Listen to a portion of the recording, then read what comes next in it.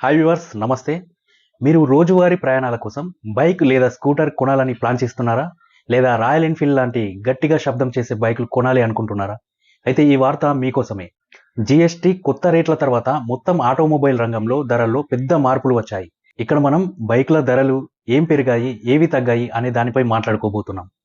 360 CC కంటే తక్కువ engine ఉన్న బైకులు hero, Honda, Bajaj, TVS, Yamaha లాంటి మిడిల్ క్లాస్లో ఎక్కువగా అమ్ముడయ్యే బైకులు, స్కూటర్ల ధరలు తగ్గాయి.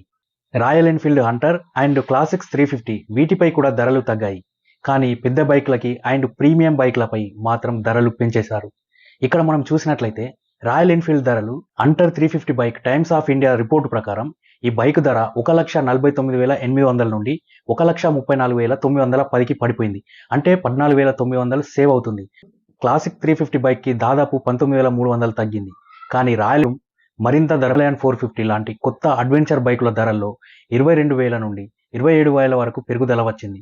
మిడిల్ క్లాస్ బైకులు అండ్ స్కూటర్లు ఇవి దేశంలో సామాన్య ప్రజలు డైలీ ఆఫీస్కు వెళ్ళడానికి, పిల్లల్ని స్కూల్కి తీసుకెళ్లడానికి, పల్లెల్లో పొలాలకు వెళ్ళడానికి ఉపయోగించే వాహనాలు. కొత్త జీఎస్టీ రేట్లు అమల్లోకి రావడంతో ధరల్లో ఇలా మార్పులు వచ్చాయి. హీరో స్ప్లెండర్ ప్లస్ ధర 79,096 నుండి 72,516కి పడిపోయింది. అంటే 6,580 సేవ్ అన్నమాట. హోండా షైన్ 125 84,493 నుండి 77,457, అంటే దాదాపు ఇది 7,000 వరకు తగ్గింది.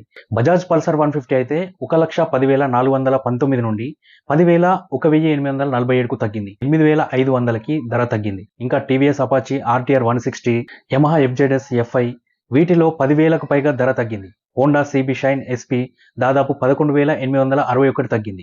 Bajaj Platina 110, hero HF deluxe entry level బైకులు కావడంతో 5,000 నుండి 6,000 వరకు తగ్గింది.